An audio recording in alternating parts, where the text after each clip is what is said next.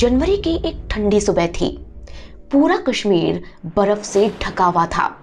Srinagar airport से ठीक 11:30 बजे एयर इंडिया का एक फोकर प्लेन गंगा जम्मू जाने के लिए टेक ऑफ करता है। इस प्लेन में टोटल 26 पैसेंजर थे, जिनमें 2 कश्मीरी नौजवान हाशिम कुरैशी और अशरफ कुरैशी भी थे। दोनों के हाथ में एक ब्रीफकेस था और दोनों प्लेन के जम्मू पहुंचने का इंतजार कर रहे थे। कुछ देर बाद प्लेन जम्मू पहुंचता है और पायलट लैंडिंग अनाउंस करते हैं। तभी हाशिम खड़ा होता है और तेजी से भागकर प्लेन के कॉकपिट में घुस जाता है। कॉकपिट में घुसकर उसने पायलट के सर पर बंदूक तान दी और प्लेन को रावलपिंडी ले चलने के लिए कहा। उधर अशरफ ने हैंड ग्रेनेड निकाला और सब लोगों के हाथ ऊपर करवा दिए। उसने धमकी दी कि अगर किसी ने चालाकी दिखाने की कोशिश की तो वो प्लेन में ब्लास्ट कर देगा। ये देख प्लेन में बैठे सारे पैसेंजर्स इतना घबरा गए कि किसी को अंदाजा तक नहीं हुआ कि वो हैंड ग्रेनेड नकली था। नकली तो वो पिस्टल भी थी जिसे हाशिम ने प्लेन पायलट कैप्टन एम के काचरों पर ताना था, लेकिन उनके राइट साइड में बैठे कैप्टन ओबेरॉय इसे देख नहीं पाए और इस तरह हाशिम और अशरफ नकली ग्रेनेड और पिस्टल से ही प्लेन को हाईजैक करने में कामयाब हो गए। हाईजैकर्स प्लेन को झेलम नदी के ऊपर से रावलपिंडी ले जाना चाहते थे, लेकिन भयानक ठंड और स्नोफॉल के चलते प्लेन को वहां ले जाना मुश्किल था। प्लेन में इतना फ्यूल भी नहीं था कि वो रावलपिंडी तक जा सके।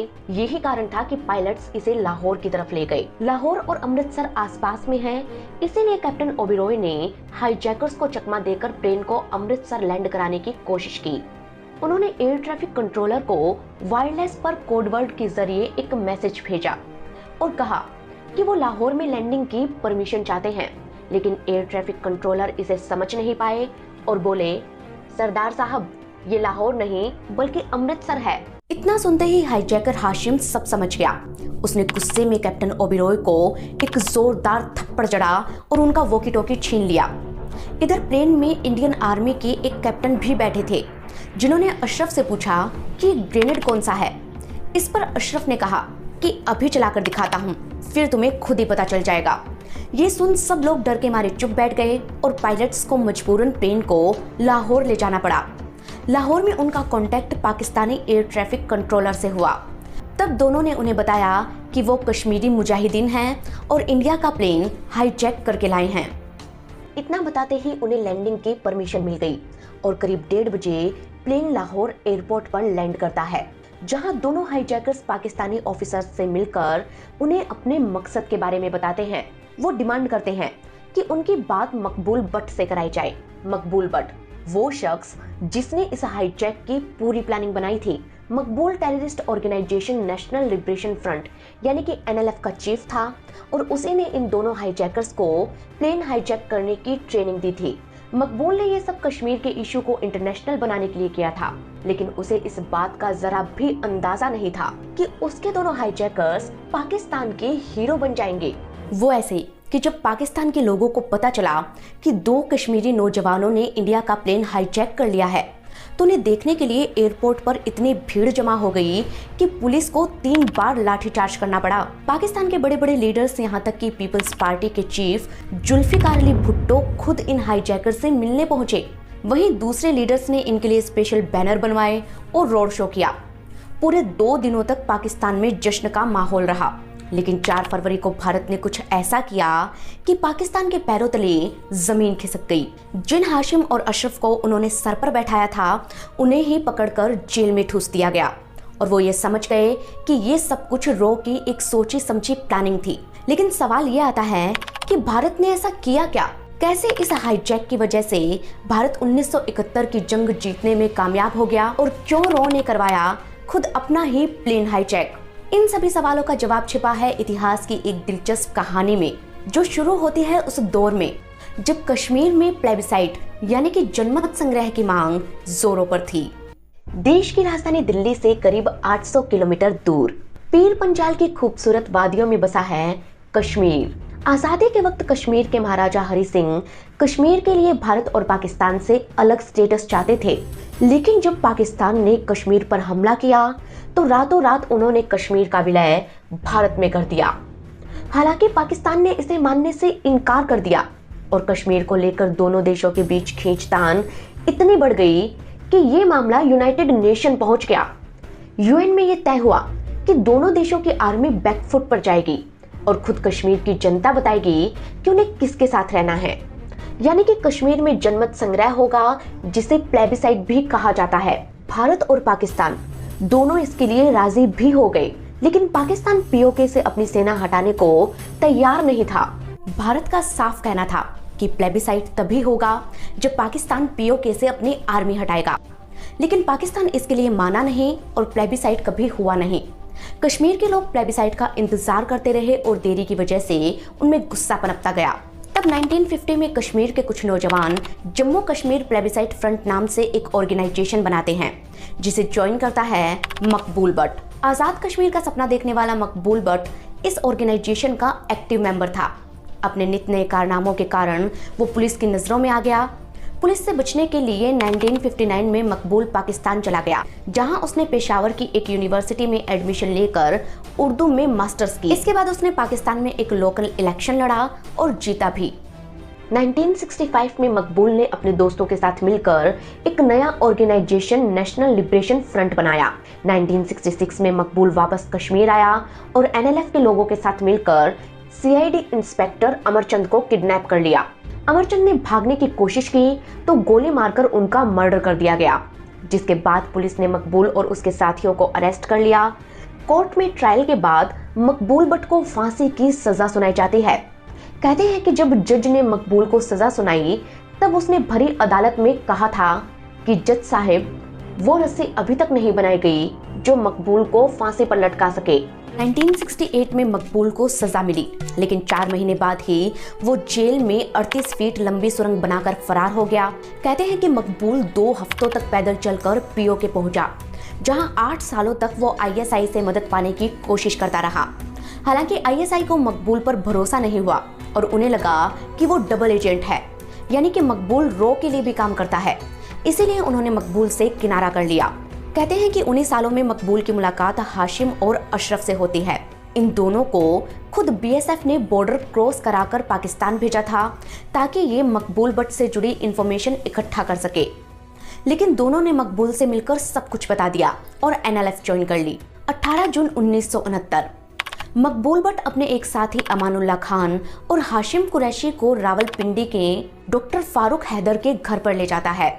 जब ये चारों लोग मेज पर बैठे थे, तभी अचानक रेडियो पर खबर आई कि इरिट्रिया की आज़ादी के लिए लड़ने वाले 3 लड़ाकों ने इथोपिया के एक प्लेन पर अटैक कर दिया है। इरिट्रिया नॉर्थ ईस्ट अफ्रीका की एक कंट्री है जो उस वक्त इथोपिया के कब्जे में थी और वहां के लोग आज़ादी की मांग कर रहे थे। ये न्यूज सुनते ही मकबूल बट के दिमाग में ये प्लान आया कि क्यों ना कश्मीर की आज़ादी की आवाज़ पूरी दुनिया में पहुंचाने के लिए एक प्लेन हाईजैक किया जाए। उस वक्त हाशिम सिर्फ 17 साल का था, उसकी उम्र सबसे कम थी। इसीलिए मकबूल ने हाशिम से पूछा कि हाशिम, क्या तुम ये कर सकोगे? हाशिम ने कहा, क्यों नहीं, मैं कश्मीर की आज़ादी के लिए अपनी जान तक कुर्बान कर सकता हूँ। इस पर हाशिम को खूब शाबाशी मिली और इसी के साथ प्लेन हाईजैक की ट्रेनिंग भी शुरू हो गई। बीबीसी को दिए गए एक इंटरव्यू में खुद हाशिम कुरैशी ने बताया कि डॉक्टर फारूक हैदर के रिलेटिव जावेद मंटो एक पायलट रह चुके थे।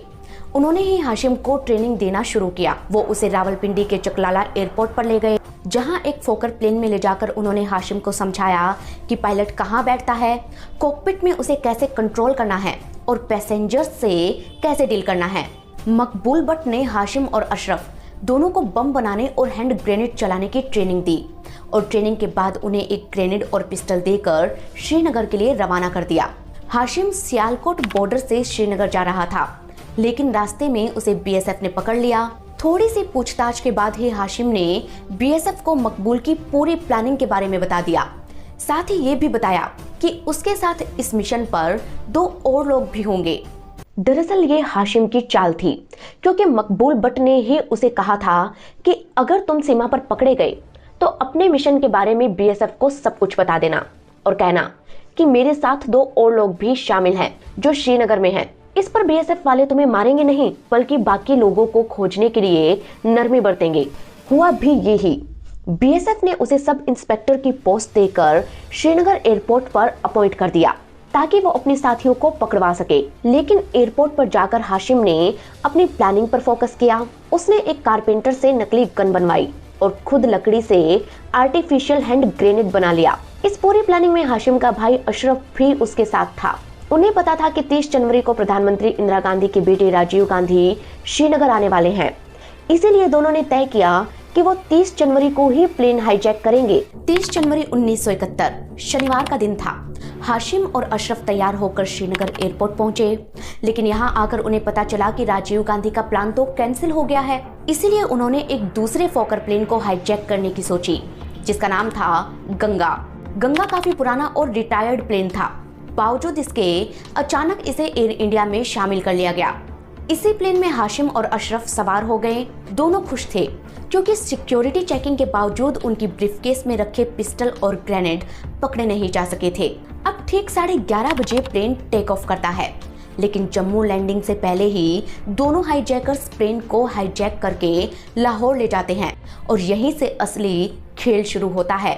दरअसल लाहौर पहुंचकर जब दोनों ने पाकिस्तानी अथॉरिटी को सब कुछ बताया तो उन्होंने हाशिम से कहा कि महिलाओं और बच्चों को रिहा कर दो। हाशिम ने कहा कि उसकी बात मकबूल बट से कराई जाए। तब उन्होंने हाशिम को बताया कि मकबूल से कांटेक्ट नहीं हो पा रहा है। उन्होंने हाशिम की बात डॉक्टर फारूक हैदर से करवाई। तब हाशिम ने उनसे कहा, मैं फिरोज हूँ और हम परिंदा ले आए हैं, आप लाहौर आ जाएं। हाशिम कुरैशी का कोड नेम फिरोज था और ऑपरेशन का कोड नेम था परिंदा। इधर प्लेन में बैठे पैसेंजर्स का भूख प्यास से बुरा हाल हो चुका था। तब सिक्योरिटी गार्ड्स ने हाशिम को बताया कि डॉक्टर फारूक हैदर ने पैसेंजर्स को रिहा करने और सिर्फ प्लेन को अपने कब्जे में रखने के लिए कहा है। हाशिम और अशरफ ने उनकी बात मान ली और सारे पैसेंजर्स को छोड़ दिया, बिना ये सोचे समझे कि सिर्फ प्लेन को कंट्रोल में रखकर उन्हें कुछ नहीं मिलने वाला। इन सारे पैसेंजर्स को कुछ दिनों बाद ही पाकिस्तान ने वापस इंडिया भेज दिया और इस वजह से पैसेंजर्स के बदले कश्मीर के 32 आतंकियों को रिहा करवाने का मकबूल बट का प्लान फेल हो गया। जब तक मकबूल बट लाहौर पहुंचा तब तक मजे मजे में खुद हाशिम ने पाकिस्तानी सिक्योरिटी एजेंसी को ये बता दिया कि उसका पिस्टल और ग्रेनेड नकली है। ये जानकर वो दंग रह गए। हालांकि उस वक्त तक दोनों कुरैशी ब्रदर्स पाकिस्तान के हीरो बन चुके थे, इसीलिए कोई कुछ नहीं बोला। अब प्लेन लाहौर रनवे पर खड़ा रहा और दोनों हाईजैकर्स उसमें बैठे रहे। 2 फरवरी 1971 को जुल्फिकार अली भुट्टो ढाका से लाहौर पहुंचे। जब उन्हें पता चला कि 2 कश्मीरी नौजवान इंडिया के प्लेन को हाईजैक करके पाकिस्तान ले आए हैं तो वो भी लाहौर एयरपोर्ट पर पहुंचे। पाकिस्तान के एक जर्नलिस्ट ने बताया कि भुट्टो उनसे मिलना नहीं चाहते थे, लेकिन लोगों के प्रेशर के कारण उन्हें हाशिम और अशरफ से मिलना पड़ा और दोनों की खैर खबर भी लेनी पड़ी। हालांकि भुट्टो नहीं जानते थे कि उनके ये हरकत दुनिया की नजरों में पाकिस्तान को एक विलेन बना देगी। कहते हैं कि प्लेन हाईजैक को 80 घंटे बीत चुके थे, लेकिन पाकिस्तान ने दोनों हाईजैकर्स को एक बार भी पकड़ने की कोशिश नहीं की। लेकिन पाकिस्तानी अथॉरिटीज को ये समझ नहीं आ रहा था कि आगे करना क्या है, क्योंकि प्लेन उन्होंने तो हाईजैक करवाया नहीं था और खाली प्लेन लाहौर रनवे पर खड़ा था। इसीलिए भुट्टो के जाने के बाद पाकिस्तान के ex principal secretary H Khurshid को वहां भेजा गया। उन्होंने मकबूल बट और हाशिम कुरैशी से मुलाकात की और उन्हें बताया कि उनसे प्लेन में आग लगाने के लिए कहा गया है। मकबूल बट ने हाशिम और अशरफ को शीशा तोड़कर प्लेन से बाहर आने के लिए कहा ताकि उन्हें और पब्लिसिटी मिले। हाशिम फिर प्लेन में चढ़ गया और तब वहां एक सिपाही आया जिसके हाथ में पेट्रोल था। प्लेन को आग के हवाले कर हाशिम और अशरफ खुद बाहर निकल आए, लेकिन जैसे ही वो बाहर आए पाकिस्तान के लीडर्स और जनता ने उन्हें घेर लिया और उनका खूब स्वागत किया। पाकिस्तान को लग रहा था कि अब दुनिया कश्मीर को लेकर बात करेगी और फैसला उनके हक में होगा। इसीलिए लाहौर, गुजरांवाला और रावलपिंडी में जबरदस्त जश्न मनाया गया। पाकिस्तान की तो मानो दिवाली हो गई हो। लेकिन ठीक 2 दिन बाद ही कुछ ऐसा हुआ कि खुद पाकिस्तान ने अपने इन हीरोज को पकड़कर जेल में ठूस दिया। हुआ यूं कि 4 फरवरी 1971 को गंगा हाईजैकिंग इंसिडेंट को बेस बनाते हुए भारत ने अपना एयर स्पेस पाकिस्तान के लिए ब्लॉक कर दिया। यानी कि अब पाकिस्तान के प्लेन भारत के आसमान में नहीं उड़ सकते थे। भारत का ये फैसला सुन भुट्टो के पैरों तले जमीन खिसक गई, क्योंकि इतिहास बताता है कि उस दौर में पाकिस्तान सिर्फ वेस्ट में ही नहीं बल्कि ईस्ट में भी था। इंटरनेशनल एविएशन कानूनों के हिसाब से भारत ईस्ट और वेस्ट पाकिस्तान के बीच एक ब्रिज की तरह काम करता था। और पाकिस्तान के प्लेन सीधे इंडियन एयर स्पेस से ट्रैवल कर ईस्ट पाकिस्तान तक जा सकते थे। यानी कि इस्लामाबाद से ढाका अगर जाना होता तो पाकिस्तान के प्लेन भारत के ऊपर से होकर गुजरते थे। लेकिन भारत के बैन लगाने के बाद पाकिस्तान के पास एक ही ऑप्शन रह गया कि उसके प्लेन श्रीलंका से घूमकर ईस्ट पाकिस्तान की तरफ जाए। अब आप ये सोच रहे होंगे कि इसमें प्रॉब्लम क्या थी, लेकिन अगर आप क्रोनोलॉजी सही से समझेंगे तो आपको प्रॉब्लम भी समझ आ जाएगी। दरअसल ये वो साल था जब पाकिस्तान और भारत के बीच बांग्लादेश की आज़ादी को लेकर 1971 की लड़ाई हुई थी। अब जंग भले ही 1971 में हुई हो, लेकिन ईस्ट पाकिस्तान के हालात तो 1960 से ही खराब होने लगे थे, क्योंकि पाकिस्तान के गोरे पठान ईस्ट पाकिस्तान के सांवले बंगालियों से भेदभाव करते थे। इसीलिए ईस्ट पाकिस्तान के लोग अपने लिए एक अलग और आज़ाद देश बांग्लादेश बनाने की मांग करने लगे। बांग्लादेश की इस लड़ाई को लीड कर रहे थे बंगबंधु शेख मुजीबुर रहमान, जो कि 1970 के पाकिस्तान इलेक्शन में शेख मुजीब की पार्टी आवामी लीग को सबसे ज्यादा सीटें मिली थी। अब हिसाब से तो शेख मुजीब को पाकिस्तान का प्रधानमंत्री होना चाहिए था, लेकिन वेस्ट पाकिस्तान के नेताओं ने ऐसा होने नहीं दिया, बल्कि जुल्फिकार अली भुट्टो, जिनकी पीपल्स पार्टी दूसरे नंबर पर रही थी, वो प्रधानमंत्री बनने की जद्दोजहद में लगे थे। इस बात से खफा ईस्ट पाकिस्तान के लोग विद्रोह पर उतर आए और वहां हालात सिविल वॉर जैसे हो गए। शेख मुजीब को समझाने के लिए ही भुट्टो ढाका गए थे, लेकिन जब बात नहीं बनी तब 2 फरवरी को वो वापस लौट आए। पाकिस्तान आते ही उन्हें प्लेन हाईजैक के बारे में पता चला और हाईजैकर्स का वेलकम करके भुट्टो ने इंडिया को एक्शन लेने का मौका दे दिया। जब इंडिया ने अपने एयर स्पेस को ब्लॉक कर दिया, तब जाकर पाकिस्तान को समझ आया कि ये भारत की सोची समझी साजिश थी। इतिहास बताता है कि पाकिस्तान के जुल्मों सितम से तंग आए ईस्ट बांग्लादेश के लोगों और वहां के लीडर्स को भारत का साथ मिल रहा था। भारत जानता था कि आने वाले वक्त में जंग होकर रहेगी और ऐसे में अगर वो एयर स्पेस को ब्लॉक कर देता है तो पाकिस्तान के एयरक्राफ्ट्स और एयरफोर्स का ईस्ट पाकिस्तान तक पहुंच पाना बेहद मुश्किल हो जाएगा। ऐसे में पाकिस्तान के पास सिर्फ एक ही ऑप्शन रह जाएगा कि वो अपने प्लेन को इंडियन ओशन के ऊपर से ईस्ट पाकिस्तान ले जाए। लेकिन इतना लंबा रास्ता तय करने के लिए एयरक्राफ्ट को रिफ्यूलिंग यानी कि ईंधन भरवाने के लिए श्रीलंका उतरना पड़ता और फिर श्रीलंका से घूमकर ये प्लेन ईस्ट पाकिस्तान तक जाते, जिससे वक्त भी ज्यादा लगता और पैसा भी। इस एक फैसले से भारत का पलड़ा भारी हो चुका था और ये सब हुआ कश्मीर में हुए प्लेन हाईजैक की वजह से। आईएसआई को समझ आ गया कि रो ने खुद अपना प्लेन हाईजैक करवाया था ताकि उसे पाकिस्तान पर एक्शन लेने का मौका मिल जाए। रो के फाउंडिंग मेंबर बी रमन ने अपनी किताब द काउबॉयज ऑफ रो डाउन मेमोरी लेन में इस इंसिडेंट का जिक्र करते हुए लिखा है, ईस्ट पाकिस्तान की मदद के लिए जो खुफिया ऑपरेशन किया गया था वो गंगा हाईजैकिंग की योजना थी, जिसे कामयाबी से अंजाम दिया गया था। बी रमन की ये किताब 2012 में पब्लिश हुई, जिसमें उन्होंने बताया कि 1968 में रो के बनने के बाद इसके चीफ आर एन काउ ने अपनी टीम को 2 टास्क दिए थे, जिसमें पहला था पाकिस्तान और चीन से जुड़ी सीक्रेट इंफॉर्मेशन इकट्ठा करना और दूसरा था ईस्ट पाकिस्तान में सीक्रेट ऑपरेशन कंडक्ट करना। उन्होंने बताया कि हाशिम कुरैशी रो का ही एजेंट था। हालांकि उसने भारत से गद्दारी की, लेकिन जब सियालकोट बॉर्डर पर वो पकड़ा गया तब रो चीफ आर एन काउ ने एक मास्टर प्लान तैयार किया।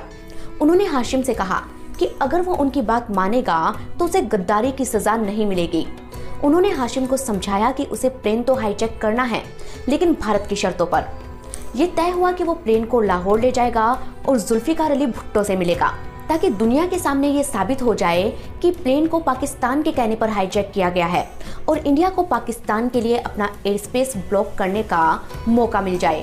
पूरे प्लान को सीक्रेट रखने के लिए हाशिम को बेंगलोर ले जाया गया। पुराने फोकर प्लेन गंगा को फिर से एयर इंडिया में शामिल करवाया गया और जानबूझकर प्लेन को लाहौर भेजा गया। लेकिन अब सवाल ये आता है कि रो की इस प्लानिंग को समझने के बाद आईएसआई ने क्या किया। पाकिस्तान को जब पूरे गेम प्लान का पता चला तो उन्होंने हाशिम, अशरफ और मकबूल भट्ट को लेकर एक इंक्वायरी बैठाई। रिपोर्ट में कहा गया कि गंगा हाईजैकिंग इंडिया की साजिश थी। हाशिम इंडिया का एजेंट था और ये सब पाकिस्तान पर बैन लगाने के लिए किया गया ताकि ईस्ट पाकिस्तान को कंट्रोल करने में परेशानी हो। इस रिपोर्ट के आते ही जिन हाईजैकर्स को अब तक शाबाशी मिल रही थी, उन्हें पकड़कर जेल में ठूस दिया गया। हाशिम ने खुद एक इंटरव्यू में बीबीसी को बताया कि उसे शाही किले में कैद करके काफी टॉर्चर किया गया। उससे एक पेपर पर जबरदस्ती सिग्नेचर लिए गए जिस पर लिखा था कि उसने गंगा हाईजैकिंग भारतीय प्रधानमंत्री इंदिरा गांधी के कहने पर की थी। टॉर्चर के कारण हाशिम ने सिग्नेचर तो कर दिए, लेकिन ट्रायल कोर्ट में जाकर उसने बता दिया कि उससे जबरदस्ती सिग्नेचर लिए गए हैं। उधर जम्मू कश्मीर लिबरेशन फ्रंट के मकबूल भट्ट, डॉक्टर फारूक हैदर, अमानुल्लाह खान और जावेद सागर समेत दूसरे लीडर्स को भी अरेस्ट कर लिया गया। 3 साल तक कोर्ट में ट्रायल चला, जिसमें डॉक्टर फारूक हैदर ने सरकारी गवाह बनकर खुद को बचा लिया। अशरफ कुरैशी, मकबूल भट्ट और बाकी के लोगों को भी रिहा कर दिया गया। फंसा तो बस हाशिम कुरैशी, जिसे 19 साल की जेल हुई। हाशिम इस फैसले से हैरान था, क्योंकि एक जुर्म जो अशरफ और उसने मिलकर किया था, उसमें सजा अलग अलग कैसे हो सकती थी। लेकिन अशरफ आजाद हो गया। वहीं हाशिम को रावलपिंडी, कोट लखपत, कैंप जेल मियांवली, फैसलाबाद और अटोक जेल समेत अलग अलग जेलों में रखा गया और करीब 9 साल बाद जाकर उसे रिहाई मिली। इधर हाईजैकिंग के कुछ महीनों बाद भारत और पाकिस्तान के बीच जंग हुई। इंडियन एयर स्पेस ब्लॉक होने से पाकिस्तान को काफी तकलीफों का सामना करना पड़ा। पाकिस्तान इस मुद्दे को लेकर ICJ यानी कि इंटरनेशनल कोर्ट ऑफ जस्टिस भी गया, लेकिन जब तक फैसला आता तब तक पाकिस्तान जंग हार चुका था। भारत ईस्ट पाकिस्तान को आजादी दिलाने में कामयाब रहा और इस तरह एक अलग और आजाद देश बांग्लादेश बना। बांग्लादेश बनने की पूरी कहानी काफी दिलचस्प है, जिस पर बनी हुई रिपोर्ट्स का लिंक आपको डिस्क्रिप्शन में मिल जाएगा, आप उन्हें जरूर देखें। खैर, कहते हैं कि भारत ने 1976 तक पाकिस्तान के लिए अपने एयर स्पेस को ब्लॉक रखा। दूसरी तरफ 1976 में ही मकबूल भट्ट कश्मीर वापस आया और बैंक लूटने की कोशिश में उसने बैंक मैनेजर का मर्डर कर दिया, जिसके बाद पुलिस ने उसे अरेस्ट कर लिया और फाइनली 1984 में जाकर दिल्ली की तिहाड़ जेल में उसे फांसी दे दी गई। अशरफ ने पंजाब यूनिवर्सिटी से स्टडी की और वहीं पर प्रोफेसर बन गया, जहां 2012 में उसका देहांत हुआ।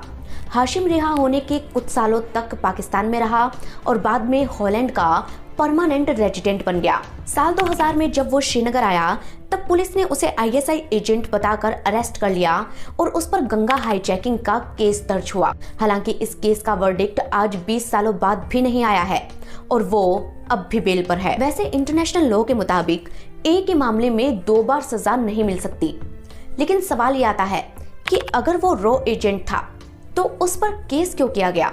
एक्सपर्ट्स कहते हैं कि रो ने ये सब दिखावे के लिए किया। वहीं खुद हाशिम ने एक इंटरव्यू में कहा कि वो किसी भी देश का एजेंट नहीं था।